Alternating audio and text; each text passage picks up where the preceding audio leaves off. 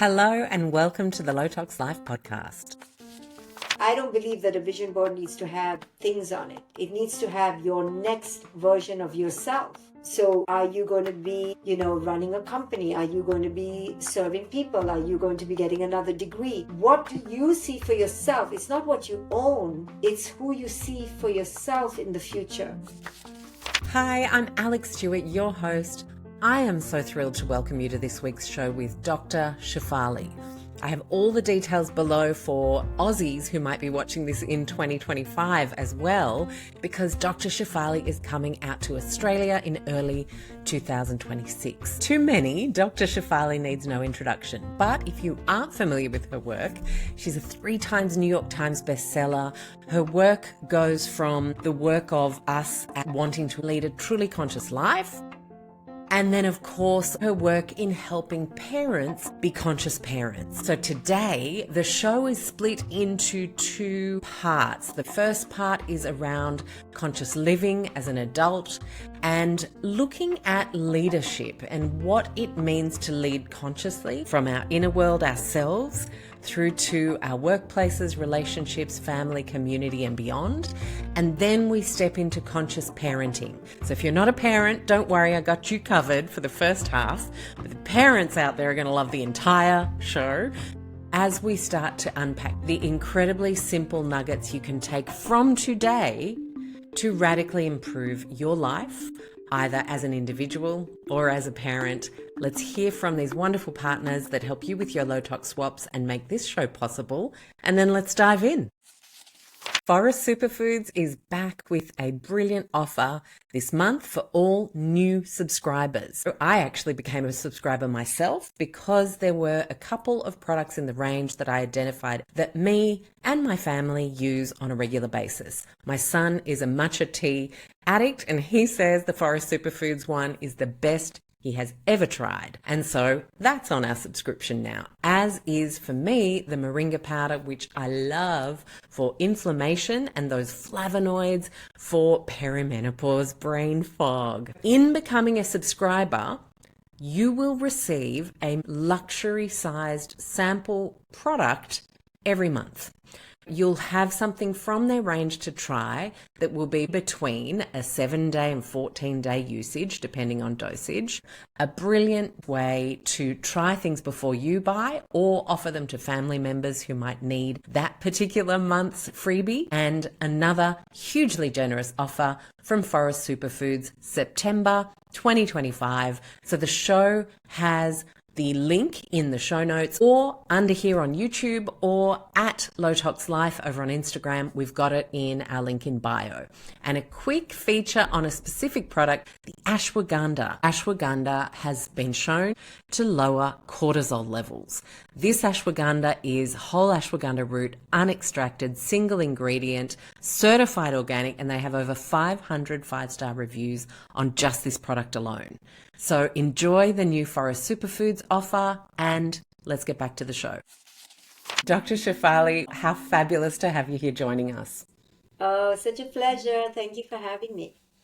There are so many places we could go given your body of work and how vast it is, but I've chosen a couple of things for us to focus on. And the first is conscious leadership. And I think this is a really powerful time to unpack this. A lot of people feel like overwhelmed by how much is happening in our world at the rapid rate at which it seems to be. And that can leave a lot of people paralyzed instead of thinking, well, how can I lead from my little corner, from my family? Can we start with a broad definition of what conscious leadership is and then start exploring? Yeah, I think you kind of hit on it, that conscious leadership first starts within ourselves.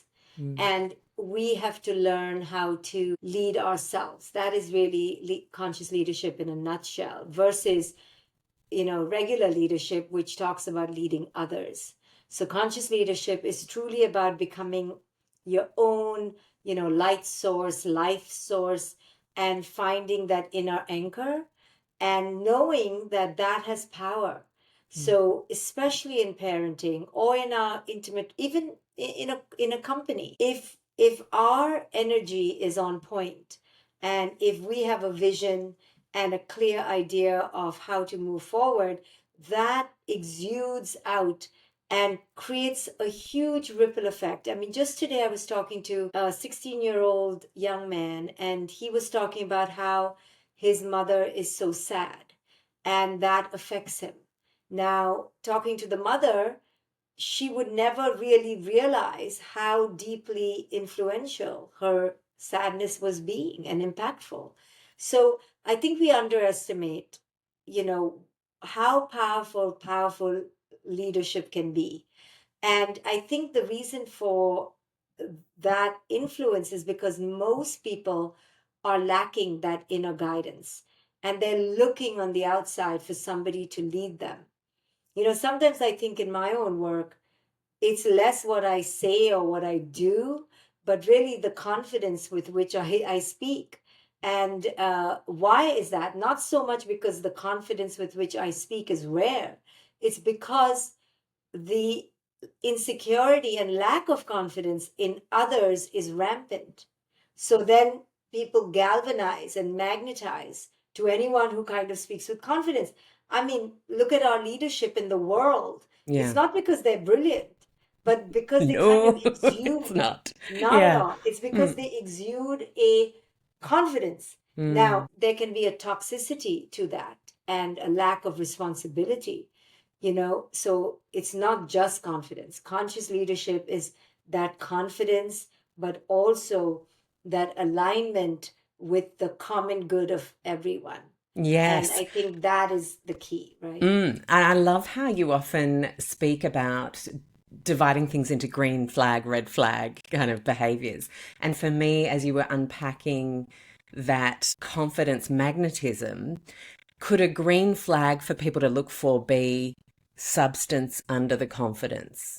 Yeah, Substance and yeah. character. And then, therefore, that is where we also have to focus and concentrate. If we think, okay, yeah, I'm confident when I'm talking about a subject I know and I know how to magnetize, but is there really substance? And I think this real culture, REEL, in social media, it's very easy to create a very magnetic 3 minute something on any subject and sound extremely confident because you can rehearse it.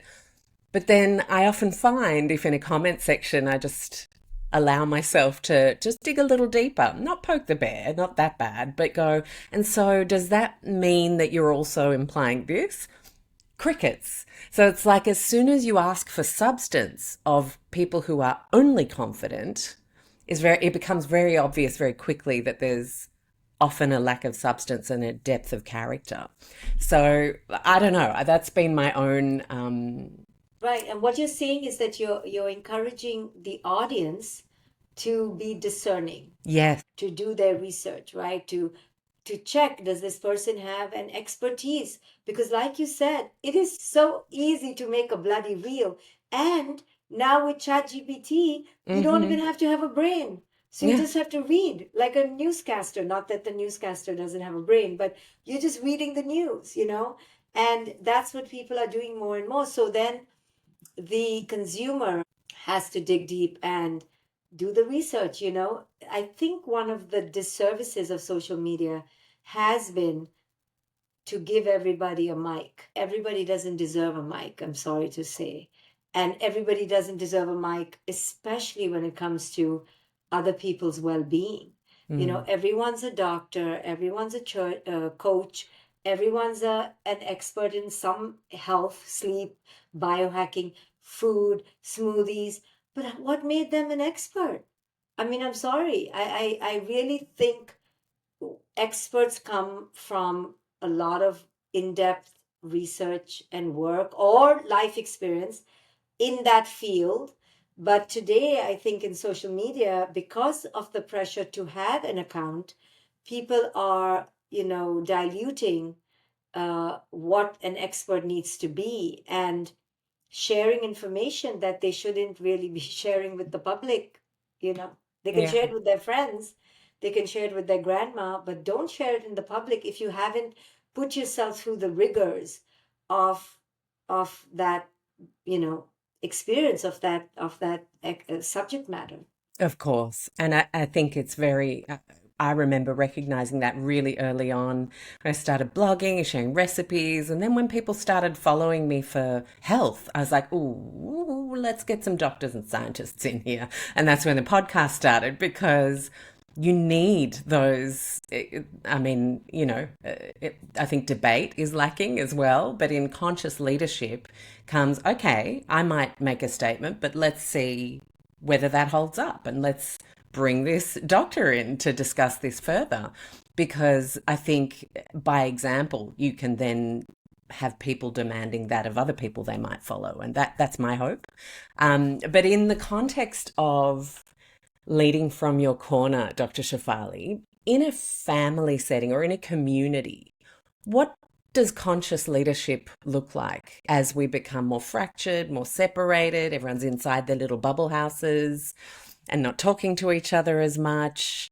How can we start to feel more empowered like leaders from our own little corner? I think that's a great question. And I think we need to start with what can we do in our corner?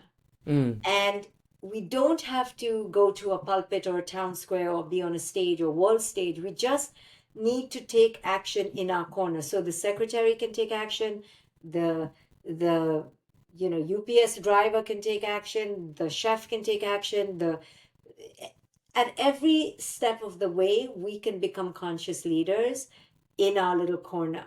And especially if we have children and a family, that in how we make breakfast, in how we wake up in the morning, to how we, if we're working at Starbucks, to how we greet the next customer, right? There is so much power in how we communicate. I was just traveling in Asia, and I noticed that each staff was taking their job so very seriously, from the beach towel guy to the masseuse to the chef who came to our table. So each of them were being conscious leaders in their little sphere and taking leadership to be their maximally aligned self in that area.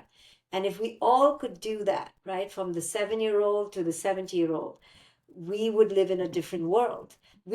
I think the problem is that we all look to others, or many of us look to others to take leadership. And then that can become really dangerous and toxic, because resentment builds, people get manipulated, people get taken advantage of. So, yes, we can follow too, but in our little sphere, we must be leaders. Yeah. And I want to come back to exactly what you said right at the start and think about this idea of conscious leadership as being the antidote. We have to think the opposite of going out there and blaming our problems on others or looking for leadership in others. So all of that is external disempowerment, if you like. And flip the script. We literally need to start flipping the script. That person over there is not the reason I am not fulfilling my life's dreams and goals. And that person over there does not get to tell me everything I need to do in my day. And if I don't do that, I have failed, right? That's kind of the society we're living in. We're letting so much of our power go. So my question, I guess, next is, what does re-empowerment look like as a daily practice? I think it is what you said. It's looking at our day as ours. Even if you're working for a tyrant of a boss, there are still things you can do in your day that make it uniquely yours. It's how you choose what you're going to eat for breakfast. It's how you get ready, how you speak to people. And even if you are under a suppressed authority, you can, through small steps of the day, begin to carve yourself out of that jungle and go toward, your own pastures.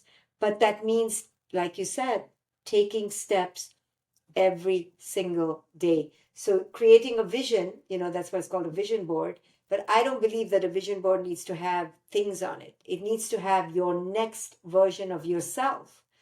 So are you going to be, running a company? Are you going to be serving people? Are you going to be getting another degree? What do you see for yourself? It's not what you own. It's who you see for yourself in the future. And then you work backwards and begin to take steps toward that. And that is activating your own leadership potential in your own life, harnessing your own potential to create, to manifest, to bring in. We all have that power, and there's nothing woo-woo about it. It's a fact that you can do things. You may not do it immediately. You may not do it in the country you thought you would or in the school you thought you would, but you can manifest. And activating that creative potential is who you are and who you have a right to be. And do you think it's a really important distinction then to not have your vision be about acquiring things, but to have your vision be about what is my next me? What is Yes, my next yes, best me? yes. I always try to teach that don't put the things, because the things don't give you a pathway. Mm, But if you think of yourself, so if you imagine I'm going to be a nurse in 10 years. Okay, now we work backwards, and now we go, okay, before she became a nurse, was a resident. Before she was a resident, she had a license. Before she had a license, she did a program. Before she did a program, she studied for the exams. Before she studied for the exam, she saved some money. Before she saved some money, she made a decision, right? Like now mm, you work backwards, and now you have it all laid out, and you have a real definite plan allowing you to lead yourself through your next potential, versus a car. Like, okay, a car, I have to buy a car. Like, that's it, right? It doesn't create a change of state. You mm, want to plug into a vision that creates a change of state. Like, you have to become a different person. That's growth, that's evolution. It's a wonderful journey you can take and learn so much from it, versus buying a car, right? It's like 2D and 3D. It's just a whole different way of being. absolutely. And we think, oh, but that's really hard for me with the cost of living. And I completely understand that. There are some huge pressures right now. But I often look to the inspiration that reformed prisoners can show us. And you read those incredible stories of I just sat there and I just studied and I had access to whatever I had. It wasn't much, but I just opened the books and I started because I saw a better version of myself. It just for me is proof that wherever you are at, you can see that better version of yourself and get to work. Oh my God, yeah. It may not be, you see, if you begin to emulate somebody else's success, Mm, or like we said, possessions or things, if you begin to emulate, having those things, and somebody who has them, you will reach a dead end. But if you're willing to bet on yourself transforming, there is no dead end to how much you can transform. But the yeah. minute you put a form onto it, like, oh, I want to be like Oprah Winfrey, now you're in trouble. Or you want to be like a billionaire who lives in a mansion, now you're in trouble. But Mm, if you say, I want to be a nurse, it's about you changing. So it's all internal, mm, and now you've carved a way. But if you create a goal as a form of somebody else or of a thing, now it's kind of out of your reach. It's just mm, simply out of your reach. You can never be Oprah Winfrey, even like her. And to, mm. to aspire to do that is to rob yourself of your authentic journey. If a healthy home is your priority right now, then Oz Climate, our major podcast partner, without whom we could not put this show on every week, has got you covered with 10% off for Aussies.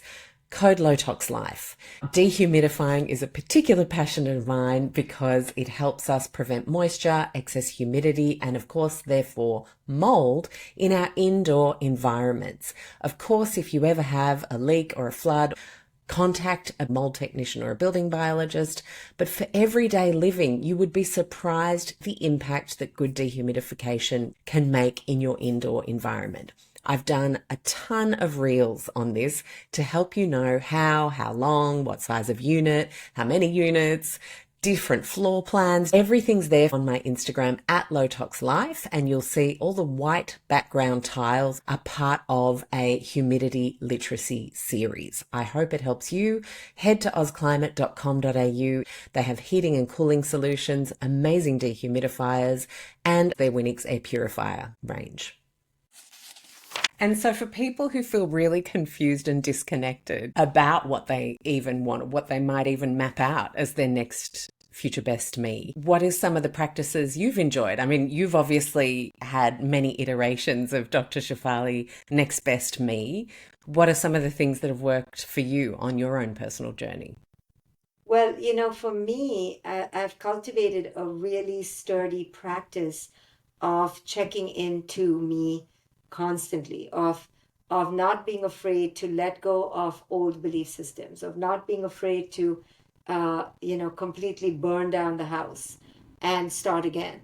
Because I've made a commitment for my life that I want to evolve and I want to grow. I want to see places. I want to be with people. I want to learn. I don't want to stay stuck in a 2 square mile radius of my last self. So, because I do that, I'm constantly able to iterate and to change. So, what are the practices? First, the practice is of checking in with yourself and being really clear about when your ego is operating, when your soul, so to speak, is in motion, and being in touch with that, and then not being afraid to call yourself, for the bullshit that you're doing through your ego and thinking it's your real self. And So now, okay, so what's the difference between ego and real self? yeah, you won't know about the difference until you're willing to look at the real problem areas of your life. So ego shows up wherever you have conflict, wherever you're stuck, wherever you're angry, wherever you're negative, wherever you feel yourself saying things like, damn, I'm in Groundhog's Day. I'm doing the same thing again. Why can't I move forward? Why am I not losing weight? Why am I always fighting with my teenager? Those expressions are your red flag for the fact that ego is at play. Now, the next step is being willing to go, okay, what is my role here? What is my co-creation? And that's where you typically should take yourself to a coach or a therapist to help you go deeper, because it's very hard to figure out your own ego. Very hard. You have to do some deep excavation, and it's ideal to have somebody there to help you. And then you begin to realize, oh my God, I was really, just living out of fear all this time, or I've just been a control freak. And you begin to learn new ways where you are letting go of control and living more in the moment and becoming aware. And doing that over year after year after year will lead you to a less egoic existence and a more authentic existence. So, for example, if I was really nervous to come here, if I was, the ego wouldn't allow me to feel it. The ego would act like it's cheerful and it's so happy and it's so confident. Or the ego would not let me even come to the interview and I'd be paralyzed at home. So the ego does basically a false thing. So, what would be the true thing? The true thing would be to come here and tell you, I'm really nervous, right? No hiding, no running away, no strategy, just pure, honest vulnerability. That is your true self. The false self will either come here to pretend or freeze and flee and not come at all. Or come here and lie, like people please. That's another thing. So I talk about 5 ego masks. One is the fighter. So in this situation, there won't be really a fighter mask unless the person comes, I come here and fight with you, which is ridiculous. The next mask is the fixer, which I could do. I could come here and people please and, overdo it and take care of you because I'm too scared to disappoint you. So that would be the fixer. The feigner is the one who, FEIGNER, to feign, to fake it. They would come here and pretend that they're just okay, they're fine, there's nothing going on. And the last 2 masks are the freezer and the fleer, who wouldn't show up at all. So you see how easily the ego could have come into play here, right? Yeah. If I was nervous. And most of us are living out of that ego self, the false self, and we don't even know we are. Hmm. So true. And but so it's interesting though, right? Because I'm picturing two people going for a job, and the people experience officer is interviewing these two different people, and one is not in their ego, and they admit that they are nervous. But if that other person interviewing both of them had ego issues themselves, the other person faked it, they were a feigner, the people experience officer would probably feel more comfortable hiring the feigner, because it's like, oh, you're not going to cause me and my ego any problems. And so because so many people are pretending, we end up often with the wrong people in jobs. We often doing the wrong jobs ourselves. How do we undo that kind of web of feign? Because I think you've really you nail it there. It's just so Yeah, it's so then that, fascinating to me, because it then highlights how many people are stuck operating from various egos. yes, yes. So actually, then if you hire the one who says they're nervous, that may be a better bet for you, because Exactly. anyway, you shouldn't be hiring based on just an interview. It Mm, should be based on the body of work. yeah. So if you're hiring based on you, so there are two resumes. One has, person A has a fantastic resume, but they're nervous, and they tell you. Person B has a mediocre resume, but they're super confident, and it may be the ego, and you hire the ego one. Well, it's quite likely they won't last long because, Exactly. And we right, end up with this in so many right. places. But then it was our ego that got attracted to Yes. their ego, Uh-huh. and it did not work. Yeah. But the other one, who was really more qualified, but they weren't as flashy or didn't make you feel so good, well, then that was your ego. So it's okay. So you Mm, keep learning. And that's why I said that the next step of your ego, after you've hired the 10th person and it's always the wrong person, at some point you're going to ask yourself, the second stage is looking in the mirror and saying, how on earth am I co-creating it? Am mm. I just looking for flashes in the pan, and I go for good looks, but I don't go for substance? And that's my ego. But again, you have to excavate that, and that takes a little bit of digging in. Yeah.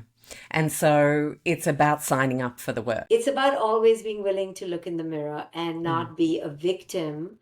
Again, it's about taking leadership in your own life and not saying, oh, it's just my bad luck. I never can hire anybody. It's not just your bad luck. There's no such thing. It's a confluence of many factors. One of them is your own lack of ability to hire the right people, perhaps, or to read Mm. the red flags. And sometimes even if you read the red flags, and even if you think you've been, done your due diligence, you could still hire a schmucky person. Yeah. And that's okay. That's Mm. okay. Yeah. Yeah, it's kind of like voting, isn't it? Yeah, right. So I want to talk now about the ego in parenting, because this is fascinating, how it shows up. And can we start with a statement? I just want the best for my child, and unpack why that might not be the best way to think about things as we raise kids. Right, right. I mean, we all know what that sentiment means, Mm, but we don't realize how trapped we can get with it and how much ego there is, because it's got the I want, and mm, then it's got the wanting, my child. So you're wanting something for somebody else, and then you just want the best, right? Your child is so special that you want the best. And of course, we understand what that means, and it's not really being said with a lot of ego, but there is ego in it, versus saying, I just want my child to have an authentic life experience. That's very different than saying, I want the best for my child, the best school, the best car, the best marriage. And that is such a narcissistic thing to want for another human being. Why is your child so amazing that they deserve the best? don't all children deserve the best? So why even say it? Right? We already know what that means and we all want it. So why say it? But we say it because we really do want our child to get the best piece of the puzzle or the pie. And if we could get away with no one else getting it, we would. And that's why we have to keep checking ourselves, especially in parenting, because we have aspirations that feel very noble, but then when you dig under the surface you realize, oh my god, I have such an ego, you know. Yeah. And so and a lot of parenting kind of books and chats, and I love that yours are almost the opposite, talk about, oh, we don't want to be focusing on success anymore. We want to be focusing on them being happy, Right. which is, gosh, can you imagine the pressure of aiming for happy all the time? It's just the most ludicrous thing, Mm, to want to be happy, because again, it's wanting your child to be happy. It's really because you want yourself to feel like a good parent. yeah. And it actually has no correlation between your feeling good and your child really being happy, because, or I mean, you're being a good parent and your child being happy, because your child being happy may have nothing to do with you and your parenting, and your child being unhappy may have nothing to do with you and your parenting. But because we're so enmeshed with our children that their moods become our sense of worth, so if they're in a bad mood, we feel like a bad parent, when often, if not always, it has nothing correlated.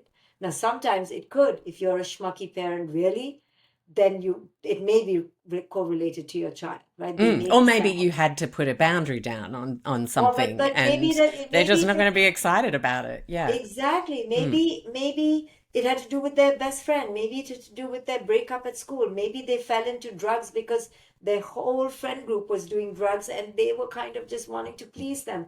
How is, then you can say, well, then if you had parented them better, but you're not God. You cannot control everything about your child. You can just show up the most conscious, but then you have to let it go. My daughter's 22 now. I don't know how old your children are. How old I your have a children? 16-year-old boy. Yeah. 16-year-old boy. Well, very soon you need to let go of thinking that your parenting really matters. You know, Mm, it already doesn't matter, and it already mattered very little in terms of the traditional mattering, meaning, of course, it matters if you abuse your kid, but it really doesn't matter so much if you're a good enough parent versus an amazing, super involved parent. And that's why the psychologist Winnicott, he used to just talk about good enough parenting, mm, good enough mothering. That's all you really need is good enough. But yeah. here you are trying to be amazing, thinking it's going to make a big difference. After a point, it stops making such a big difference. You Mm. just don't have to be abusive, and you have to be kind of good enough, right? And I'm not saying don't aspire to be the best parent, but sometimes that has a lot of ego in it, you Mm. know? Yeah, absolutely. And I've heard you speak on, again, green and red flags with things like boundaries. And I love it when you allow parents to ring in with their problems and you guys workshop things because it really brings these things to life. And I went straight to like fussy eating and being boundaried with, well, like because I come from a French background, so kids don't really get to choose and develop such a level of discernment. It's like whatever's on the table, that's it. Otherwise, there's nothing. And that kind of might seem really strict to my American and Australian friends, but it's just how it is. So there are some parts of parenting that are just about building healthy boundaries and creating humans who understand they're not always going to get their own way and all that kind of stuff. But then there's the part where completely unboundaried parenting might seem like, oh, well, let's find out what this beautiful child wants to be and who they are and what their essence is, like 100% of the time. And then you end up with a kid going, yeah, I don't really do broccoli. So, you know, and so, like, in the early stages of parenting, if we could spend a few moments there, boundaries can be essential. Okay. Yeah. Boundaries are, sacred within conscious parenting. And you don't have to wait and do boundaries first and then essence later. Because I think the early years are also a lot about not having too many no's. Yeah, free Not boundaries. play and It's about exploration, play, creativity. Yeah, creativity, yeah. free, unsupervised, uncensored, just wild expression. So if you curtail too much in the early years, you may suffuse that spirit. But you're right, too much of a good thing without the boundaries will also cause its own problems. So it is this, I say, the two wings of the dove or the eagle. It's authenticity, so you're trying to create a relationship that's authentic, and containment, Mm, which are the boundaries. And you want to try to do both. And most parents are good at one versus the other, and they have to learn to be the other. So mm. I was really good at the authentic part, but I wasn't really good at the boundaries. And I had to learn. It took me a long time to learn because I was a fixer parent. What about you? Oh, yes. Okay. So I felt like as you talked about, sometimes boundaries, sometimes not. I felt like in the early years, it seemed a lot easier for me to distinguish when to move between the two. It's like, nope, that's how it is at the dining table. But hey, Yeah, here's some chickens. Why don't you go play with yeah, them and the dogs and the. yeah, So I almost I feel like the early years made more sense. And then as things got older and more complex, like a lot of people say the hard years are when they're younger. But I find, like myself thinking, God, I wish I had a psychology degree in yeah. the teen years because it is a bit trickier. And I sometimes feel like if I lay a boundary down now where I know what the right thing is in this It's easier. situation. No, when he gets like stroppy about it, I'm like, Yeah, oh, that yeah, hurts. Like it actually hurts. But I yeah, just hold firm, but it does not come naturally. yeah, yeah. Mm. It's very hard to hold firm when your kids protest. I Hmm. find it easier now with my daughter who's 22, of course, Yeah. to lay a boundary now. It's high time. So But when was the last time you had to lay a boundary? oh my God, almost every day she'll ask me for Really? Does she something that still live with you at home? she's in and out. She's right now in a school in Europe, but she's Hmm. coming back soon. I mean, she's always asking me for to do something or my time or to buy something or to take her friends out or they'll go out and use my card. So I'm always having to say no. And I feel that at this age, it's very easy to say no because they are capable, they're developmentally stronger and resilient and also it's high time, right? It's high Mm. time that they understand that they are not to be dependent. But when they were younger, I was still in the throes of my own people pleasing that really wasn't even about my child. I was so acting out my own patterns that I had a hard time breaking my patterns of being the super empathic people pleaser, including a pleaser of my child. So Hmm. it took me a long time to get out of my patterns. And that's what it really is. It's not even about that the child is making you do anything, it's that you're just getting stuck in your own pattern. And it's hard to get out of the pattern. And that's what I teach in conscious parenting is recognize your patterns and get out of them early. Otherwise, you do harm to your children. Hmm. And so from that, what are some of the things that we can start to notice where we might have unproductive parenting patterns? Like situations, examples where you're like, oh, I do that. What are some of the really common ones? Well, the common ones are losing your shit, Mm. uh, putting the doing before the being. Ooh, hold on. Con- What's co- what? Let's explain that. well, constantly creating schedules and going out and being busy versus just appreciating the cuddle, appreciating the game, appreciating the connection, Mm. and constantly, encouraging your child to do Yeah. versus allowing them to rest and to be and to not be on this hamster wheel of production.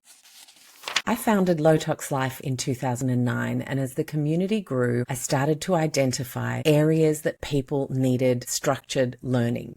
And that is when the first e-course, Go Low Tox, was born in 2014. Since then, I've worked with scientists and health professionals to bring you low-cost courses to help you shortcut your goals with whatever you're challenged by right now. So whether you're new to going low tox and you'd love a framework and some really helpful suggestions across 22 different topics covering everyday life, or maybe you're working on an inflammation picture and you just want some help to calm the farm, whether you're on a fertility journey, either having trouble or wanting to optimize, we literally have courses for these and more.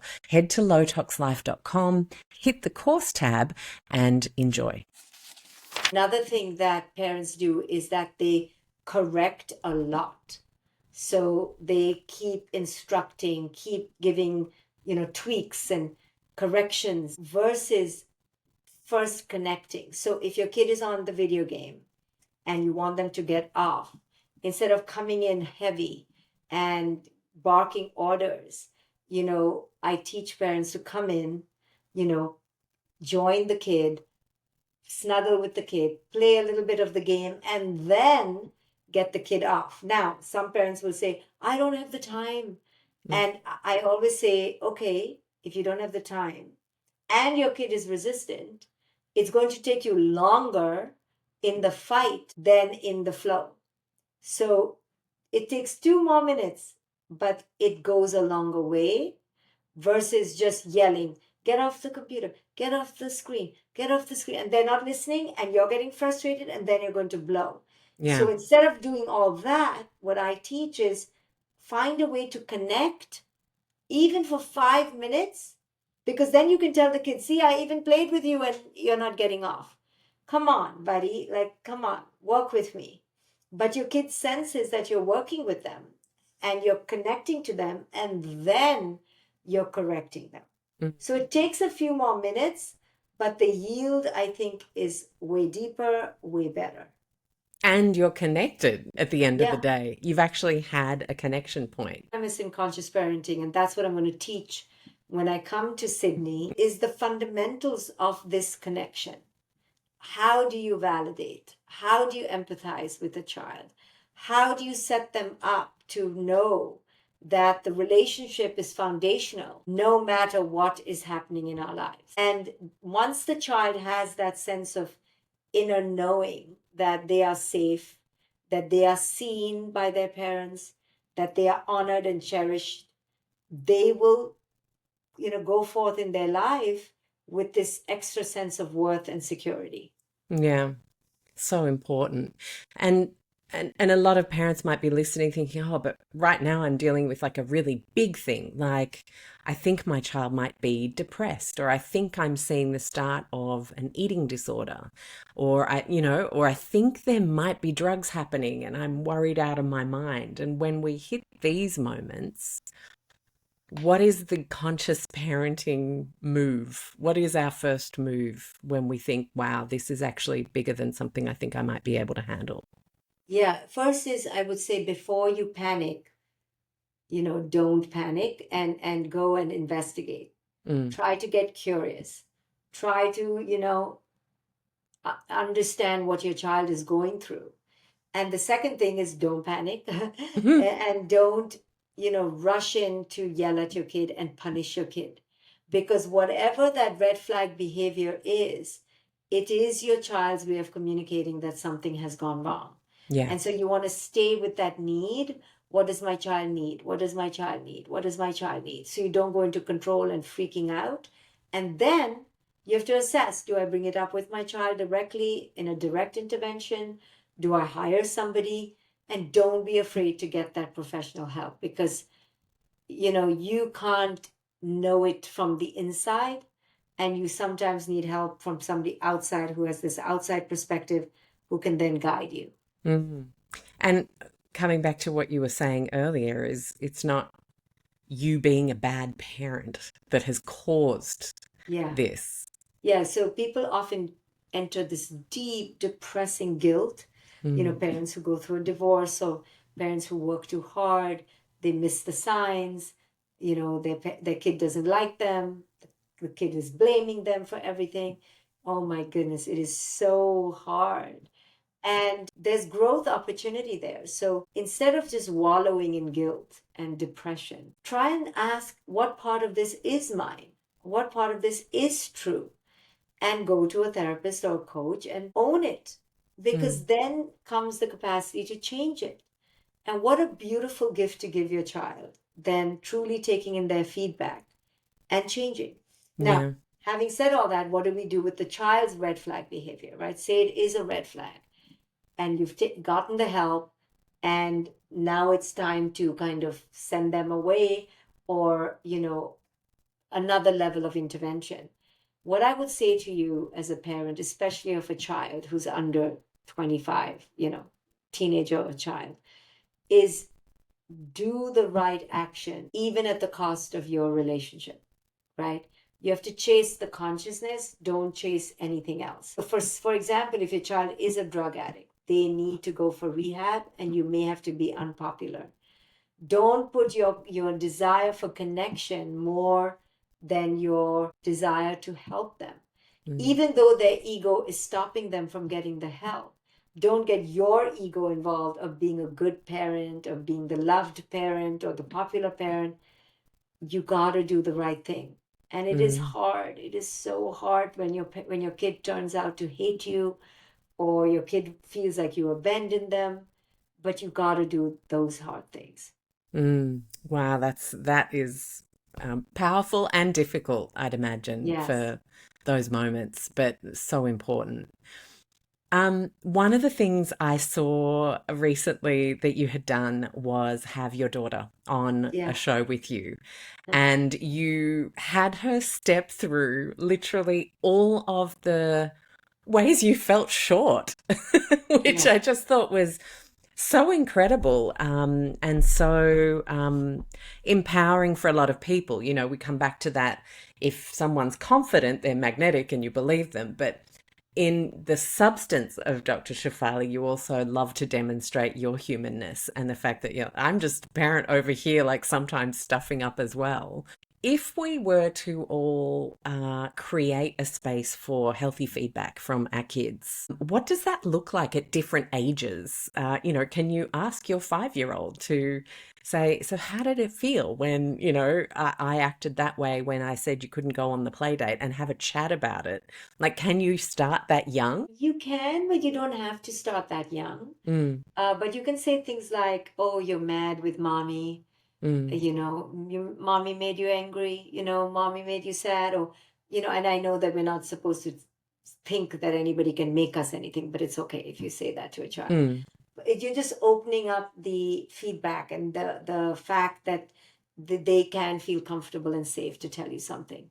Yeah. But I think as you grow older, you don't even have to wait for your kid. You can say it yourself.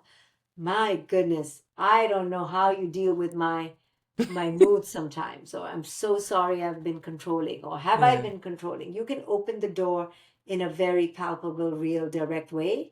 And that'll signal to your child that it's safe. Mm. And then they'll come. They'll give you feedback if it's safe. There's no child who won't or shouldn't give feedback to their parents. Yeah. So good. I've really learnt to do that myself. And just yesterday, I asked Seb to do one thing, and then I asked him to do something straight away after he'd finished that thing. It was a couple of things around the house. And he turned around and he said, Mum, you know that when you ask me like a thing and it piles onto another thing, and then I feel like, oh, yay, I've done the thing, and then there's this extra thing Yeah. I've got to do. You know, that really freaks me out. I just Mm. need some space for a few minutes. And he popped off the Wow. corridor, and I was standing there in the kitchen going, huh. Well, I'm kind of annoyed I have to do the dishwasher, but it's Right. like he has explicitly said that is a lot and he just Yeah. needs a little break. Yeah. And I think just I then kind of patted myself on the back thinking, wow, you created a safety in him to just tell you exactly how he felt by the barrage of chores that were just being dumped on him all of a sudden, and it was a lot. Yeah. And How and I great that it think was. And then you have a choice to, you don't have to do the dishwasher. You could No, I wait. didn't in the end. I actually Yeah. just gave him the time and I let him come down because Yeah. I instantly went, oh, I guess that's me then. And Mhm. then again, took some time and thought, no, no, he can just do it when he's ready. That's fine. Yes, yes, Mm, yes. And again, you were flexible, you were adaptable, and you allowed him to say his mind, and he did, and he took charge of his. He was a leader in that moment, and mm. he took charge. He stepped into his truth and shared it, and that's what conscious leadership is stepping into what's true for us, and owning it, and manifesting what we need. Love that. Last question. I know I'm going to link to a couple of shows that I've loved where you've really focused on social media and unpacked it, but I want to come back to the human being versus human doing. And often we think do, and then all of our chances to just be then fall back to being on a screen, Mm-hmm. right? I mean, that is Yes. so typical now. It's just like, oh, I've Right. got 5 minutes to myself, cup of tea, Right. open Instagram or open Mm. YouTube. What is actual being? And how can we start to maybe replace some of that screen time with real being, not just downtime on a screen? Yeah, it's so hard now, you're right. Mm, But I think in the ideal world, being would be, you know, not looking at a screen. So taking a walk, playing a game, just staring into space, uh, enjoying the shower without consuming anything, hmm just being in the experience of something without letting the experience lead you. You are leading in the experience, you're leading yourself in the experience. But in social media and screens, it's always the screen leading the kid or the Yeah. person. The screen is in charge, it's telling you what's coming next. When you're being, you are directing yourself in that being state, and that's a huge difference. And the conscious leadership piece to bring this baby home is to demonstrate that ourselves. Definitely, Mm, definitely. yeah. Dr. Shefali, we're very much looking forward to seeing you in a few months' time here in Sydney and in other Australian capital cities. I just love the power of community and coming together in real life. And I love seeing that this is happening more and more. So we appreciate you making the trip. And thank you so much for this gorgeous hour exploring consciousness and how we can bring more of it into our lives. Thank you. So good to be in conversation. Thank you for joining us in listening to this week's show. If you're not already subscribed or following the show on whatever platform you listened, please do that now. It helps enormously in terms of getting this show out to more people. Another way you can connect and support the work we do so that we can support you in your low tox life is join us in the Low Tox Club. You'll get access to amazing member masterclasses where we invite some of our best show guests for a live Q&A with members. You also have great shopping discounts from low tox businesses and honestly, the nicest low tox community Facebook group that exists on the internet. I do hope you join us there. It costs just the price of a coffee a month on average. Head to lowtoxlife.com, hit the Explore tab, and Low Tox Club is the first option there. Thank you so much for listening, and we'll see you next week.